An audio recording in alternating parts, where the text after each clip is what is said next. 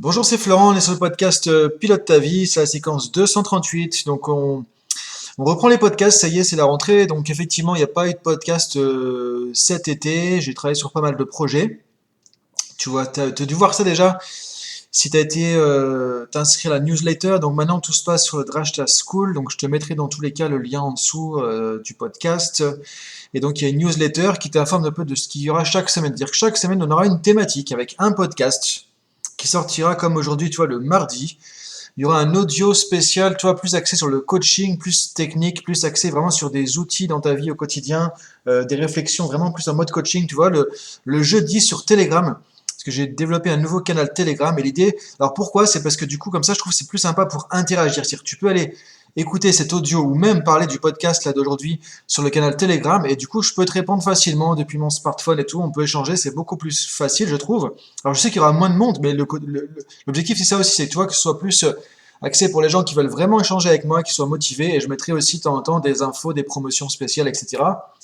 En plus d'échanger sur les podcasts ou sur les différents sujets de la semaine. Donc il y aura une thématique par semaine et ensuite le vendredi il y aura une formation qui sortira, donc soit une coaching box, c'est un nouveau format de formation que tu vas découvrir vendredi, plus court, plus spécifique, plus ciblé sur une thématique. Donc là, ce sera sur l'estime de soi, ou parfois un programme auto-coaching complet comme tu as déjà vu sur la Drashta School, ou parfois des formations complètes ou des promotions sur les formations euh, plus longues, plus techniques, voilà, certifiantes, par exemple en PNL, en coaching, ou des choses comme ça. Donc voilà un peu le topo pour démarrer. Donc aujourd'hui, on va parler de l'estime de soi. Alors pourquoi l'estime de soi? C'est un thème que j'ai déjà abordé, mais qui est tout le temps important d'aborder, sur lequel c'est important de revenir, de rajouter des choses parce que on le retrouve tout le temps. Alors pourquoi? Pour démarrer comme ça à la rentrée, parce que bah, encore une fois, cet été, en discutant avec des gens que j'ai rencontrés pendant les vacances, des choses comme ça, ou encore une fois dans des bouquins, dans des magazines de psychologie, tout ça, on retrouve des trucs qui moi m'agacent un petit peu sur l'estime, sur un peu tous ces tests, tu vois, de l'été, booster ton estime, revaloriser ton estime pour la rentrée, des trucs comme ça. Et la plupart du temps, les conseils qui sont donnés sont contre-productifs. C'est-à-dire que si tu suis ça, ça va marcher sur les quelques jours, sur le moment où tu lis ton magazine, et tu fais ton truc, et ça va te planter quelques mois, quelques semaines après, parce que du coup, ça t'incite sur la plupart du temps, la confusion entre l'estime de soi et la confiance en soi. Et ça, c'est un sujet très important. C'est essentiel d'être au clair entre quelle est la différence entre l'estime, la confiance, l'image de soi, du coup entre être, faire, être, paraître, être, avoir, etc. C'est très important parce que c'est des fondations pour tout ce qui va suivre derrière en termes de développement personnel. Et il y a plein de problèmes qui sont liés à une mauvaise définition, à une mauvaise compréhension de l'estime, justement. Et moi, c'est ça qui m'énerve un peu quand je vois des bouquins ou des magazines qui entretiennent cette confusion parce que c'est du prêt à penser, du pré-mâché de développement personnel. C'est-à-dire qu'il y a un truc, tu vas lire ça, ça va te booster 5 minutes, tu vas être content, ah ouais, génial, ça va mieux. Et en fait, tu es en train de t'enfoncer, de te tirer une balle dans le pied parce que plus tard, ça va te porter préjudice. Alors, on verra pourquoi, justement, dans ce podcast, je vais t'expliquer tout ça en détail. Donc on va voir quels sont justement les pièges. Alors pourquoi je dis tragique, carrément dans le titre, hein, sortir des pièges tragiques justement de l'estime de soi, parce que c'est des pièges voilà, qui sont vraiment limitants. C'est-à-dire que, en gros, quand on entretient une estime de soi qui est mal construite, qui est posée sur des croyances limitantes, sur des choses qui sont erronées, qui sont pas vraiment avérées, comme le plus gros truc, c'est la confusion entre l'estime de soi et la confiance en soi. Du coup, ça crée tout ce qu'on voit dans le coaching ou dans l'accompagnement que je vais faire sur le terrain, dans les entreprises, en termes de pro ou de perso, peu importe, peur de l'échec, peur du jugement, peur de la critique, peur de se tromper, peur d'être mal vu, peur de ne pas y arriver, peur de ne pas être à la hauteur, sentiment de dévalorisation, sentiment de ne pas être capable, sentiment de ne pas mériter quelque chose, d'avoir peur de donner une mauvaise image de soi. Et donc du coup, qu'est-ce qu'on fait? Ben, on va essayer de soit ça peut créer de la procrastination par exemple, soit sentiment de dévalorisation, sentiment de honte, sentiment de se sentir rabaissé, sentiment de se sentir mal jugé, de se sentir nul, euh, le, la peur du coup de passer à l'action, le fait d'avoir un surstress parce que dès qu'on fait quelque chose, on se dit il y a un truc qui va nous tomber dessus, on a une épée Damoclès tout le temps sur la tête parce qu'on est tributaire du jugement des autres, de l'appréciation des autres, etc., etc. Et tout ça, c'est vraiment un truc qui est pas facile à porter au quotidien. Et ça pourrait être évité si déjà on pouvait construire de manière correcte, efficace, son estime de soi et arrêter enfin justement sortir de tous ces pièges qu'on va voir liés à l'estime. C'est pour ça que je dis que c'est tragique, parce que c'est en gros, tant qu'on est là-dedans, on donne à manger à tous ces petits démons en nous, entre guillemets, et ça qui fait que on est tout le temps dans des montagnes russes. Un coup, on s'estime, un coup, boum, on s'estime pas, un coup, on se sent nul, un coup, on se sent Dieu Tout-Puissant, un coup, on est retombé complètement nul, etc.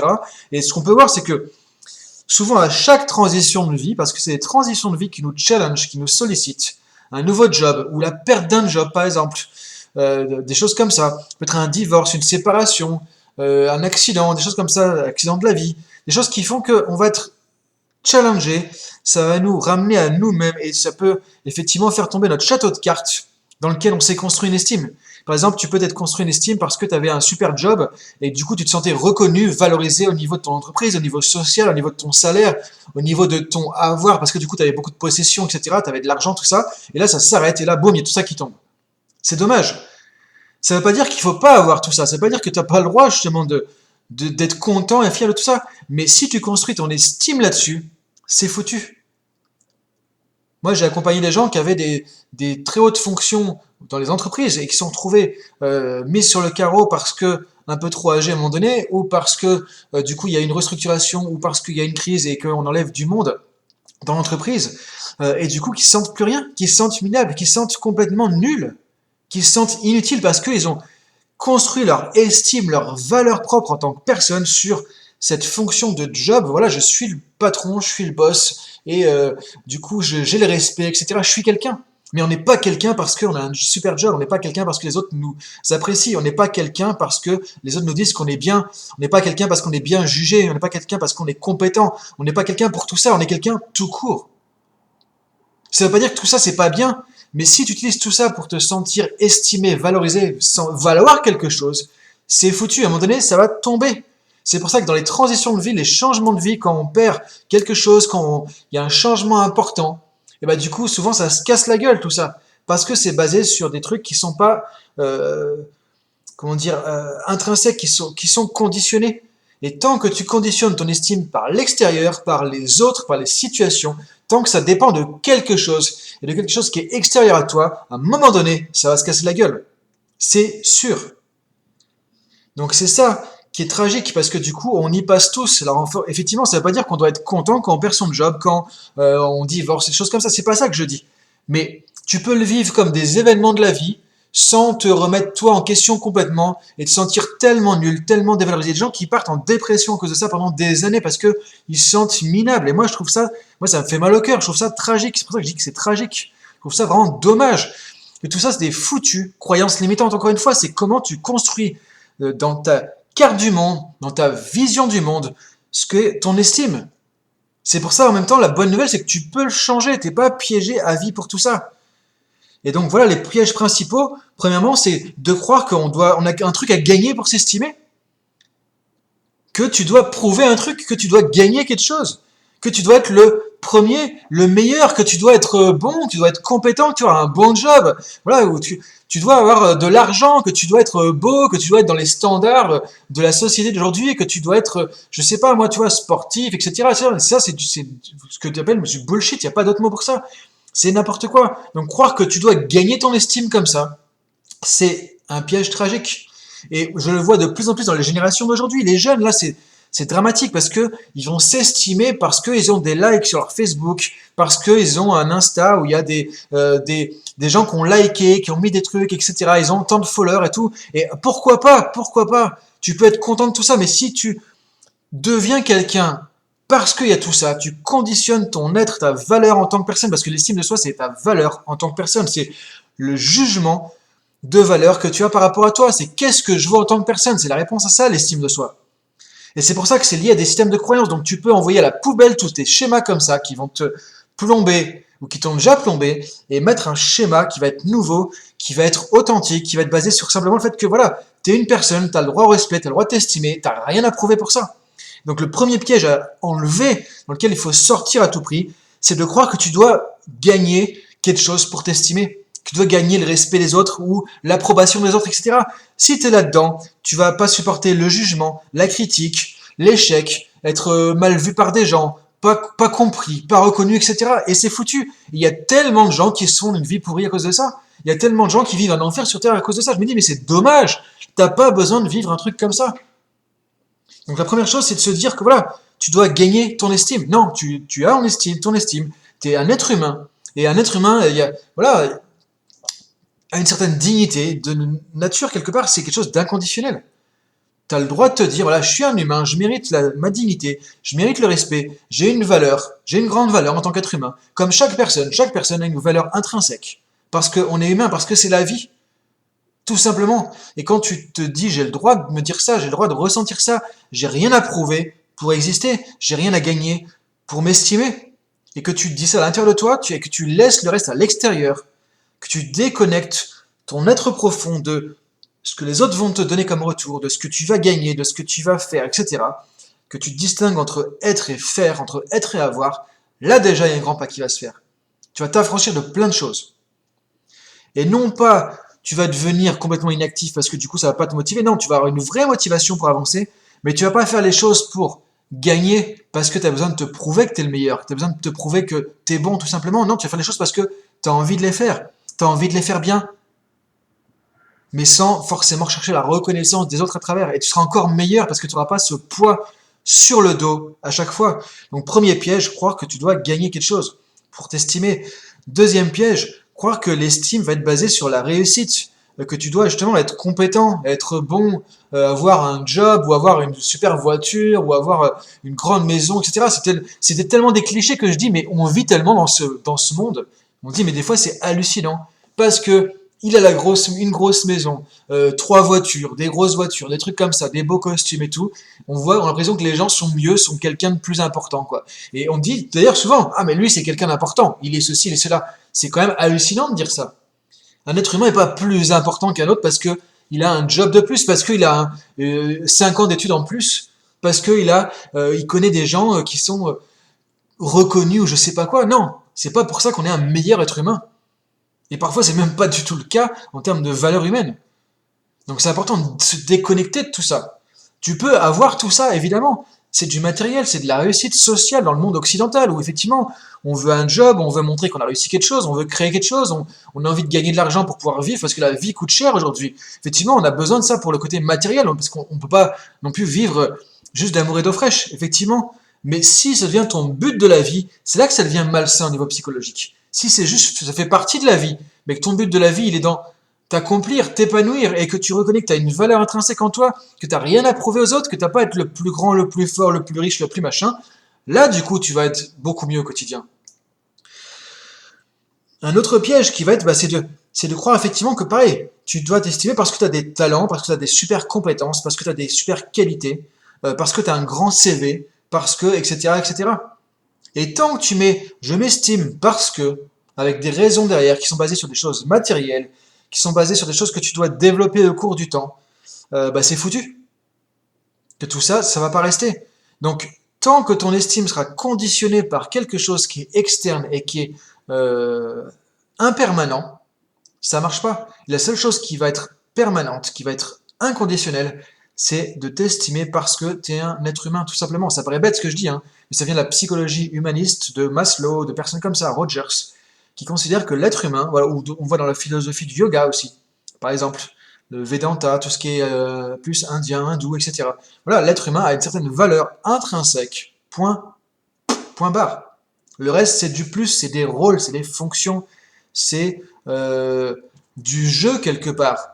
Je vais apporter une valeur à l'entreprise, ils vont me donner de l'argent. Donc si effectivement dans le monde d'aujourd'hui, ce que je sais faire a une grande valeur, ça tombe bien, tant mieux, je gagne plus d'argent, j'ai une position sociale, tout ça, tant mieux, tant mieux, tant mieux, tant mieux. Mais ne te construis pas là-dessus, parce que ça ne peut pas durer, ça va pas durer. Moi, je vois des gens qui ont fait une grande carrière, qui sont à la retraite et qui se trouvent inutiles, qui se trouvent nuls parce que je sers à quoi, je sers plus à rien, parce qu'ils ont créé leur estime d'eux-mêmes par rapport à tout ce qu'ils faisaient avant. Et ça, c'est un piège tragique aussi. Donc ne pas baser son estime par rapport au faire non plus, tu vois. Et ça va être, on va faire un zoom là-dessus.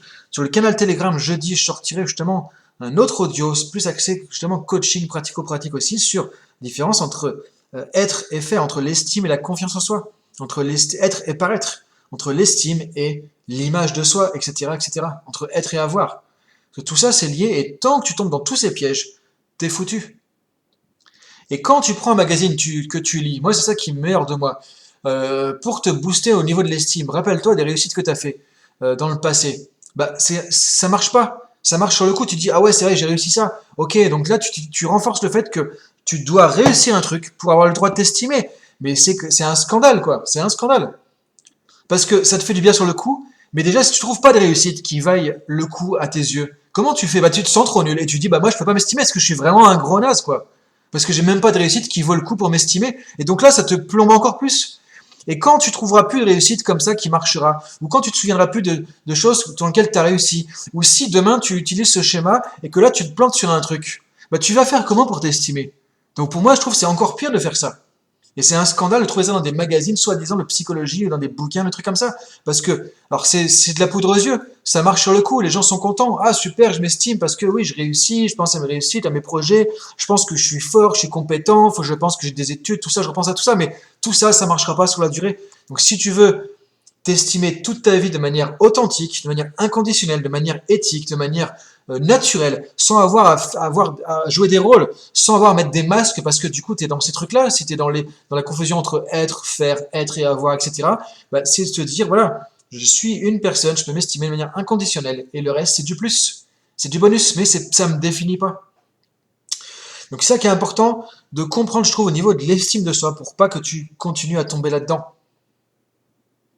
Parce que c'est souvent on va utiliser ces fausses solutions, donc ça nous fait du bien sur le coup, mais ça nous conditionne encore une fois dans des schémas qui sont limitants. Et donc sur le long terme, ça ne marche pas.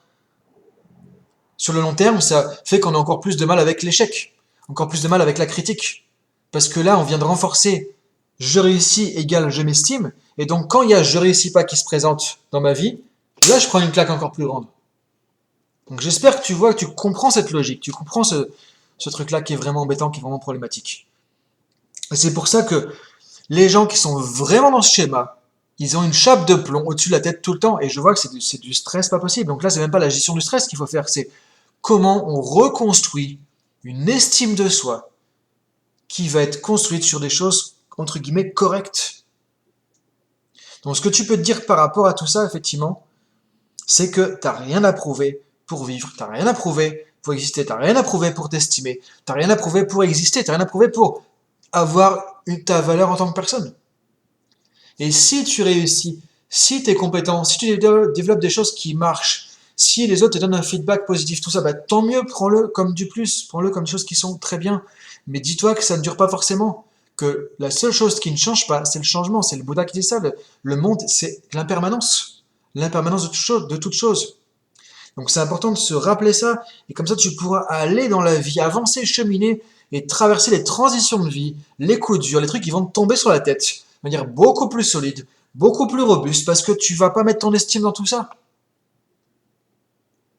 Et tu vas être même beaucoup plus performant, beaucoup plus efficace, beaucoup plus libéré de toute cette pression. Ça va libérer de l'énergie parce que tu seras plus dans cette confusion, dans ces pièges qui sont liés vraiment à l'estime de soi. L'estime de soi, c'est lié à l'être, c'est lié à la valeur en tant que personne que tu te donnes, que tu t'estimes. Si tu relis ça à ce que tu fais, effectivement, je fais un truc qui est reconnu, je fais un truc qui me gagne de l'argent, je fais un truc où je suis compétent, je fais un truc où j'ai un statut, etc. Donc je suis quelqu'un, et là le donc je suis quelqu'un, donc je vaux quelque chose, il est en train de t'assassiner sur la durée, sur le long terme. C'est ça qu'il faut couper. Et quand tu auras coupé ça, tu vas te libérer d'un poids qui va être vraiment important. Donc si tu veux approfondir là-dessus, ce que je te propose, c'est on se retrouve sur le canal Telegram. Je vais te mettre le lien aussi en dessous sur SoundCloud, là où tu vois, je poste le podcast et sera partagé après sur LinkedIn, Instagram, etc., etc. Ou sinon, tu vas sur drashtaschool.com, tu vas trouver toutes les infos dans le contenu gratuit, newsletter, etc., etc. Tu peux aussi aller sur Insta dans la bio avec les liens que tu as trouvés, tu vois, tout simplement. Et on se retrouve aussi vendredi avec une coaching box, donc une mini formation avec de la formation et du coaching pour t'aider à construire tout ça de A à Z, soit pour t'aider à construire une bonne estime de toi, qui va être durable dans le temps, qui va être robuste, qui va pas être basée sur toutes ces croyances limitantes, les trucs habituels qu'on trouve dans malheureusement trop de bouquins, qui font que tu vas te batailler en permanence contre toi-même et contre tout ce qui va se passer dans la vie, que tu vas refuser le changement aussi. Pourquoi les gens sont hermétiques au changement? Parce que quand il y a un changement, ça remet en question leur valeur. Pourquoi les gens sont hermétiques à la critique? Parce que quand on met notre estime derrière, on n'aime pas critiquer parce qu'on est critiqué dans notre estime, dans notre valeur. Maintenant, si tu fais la part des choses entre qui tu es, ce que tu fais, qui tu es, ce que tu vaux et tes compétences, tu peux être critiqué parce que c'est pas à propos de ta valeur. C'est pas parce que je suis critiqué que ma valeur personnelle intrinsèque est attaquée. On s'en fout. Je suis critiqué, ok, ça parle de ce que j'ai fait, de ce que je sais faire, de ce que je sais pas faire. Et comme tout être humain, c'est faillible, je suis faillible dans ce que je fais, je suis faillible dans mes compétences, donc j'ai plus qu'à développer, à apprendre, je prends du feedback, j'apprends et j'avance. Si je suis dans une estime de moi qui est construite de manière tordue, entre guillemets, ou bancale, comme ce que j'ai décrit depuis le début, ce qui est malheureusement la plupart du temps le cas. Et moi le premier, je veux dire, j'ai la chance d'apprendre avec la PNL, avec la neurosémantique, avec la psychologie humaniste, avec la philosophie du yoga. J'ai appris tout ça, j'ai fait un vrai travail là-dessus. Et encore une fois, c'est un travail de toute une vie. Mais si on n'a pas cette chance, effectivement, on est dans une vie qui va être beaucoup, beaucoup, beaucoup plus compliquée. Donc si tu veux effectivement avancer là-dessus, on se retrouve sur Canal Telegram donc jeudi et la coaching box estime de soi vendredi. Donc je te souhaite une bonne semaine là-dessus. Et on se retrouve la semaine prochaine pour le podcast officiel Pilote ta vie, donc tous les mardis, avec une autre thématique. Et cette semaine, on se retrouve donc sur Telegram, sur Insta aussi. Je t'invite à aller, viens sur mon Insta aussi si tu veux. Hein, je publie aussi des citations, des images, des trucs comme ça. Tu vois, un contenu vraiment dans la thématique de la semaine d'inspiration pour t'aider un peu au quotidien. Voilà, du coup, parce que c'est pas toujours évident les épisodes de podcast au quotidien avec disons, comment dire, avec tous les trucs que je fais en fait sur ma journée et différentes branches de mon activité.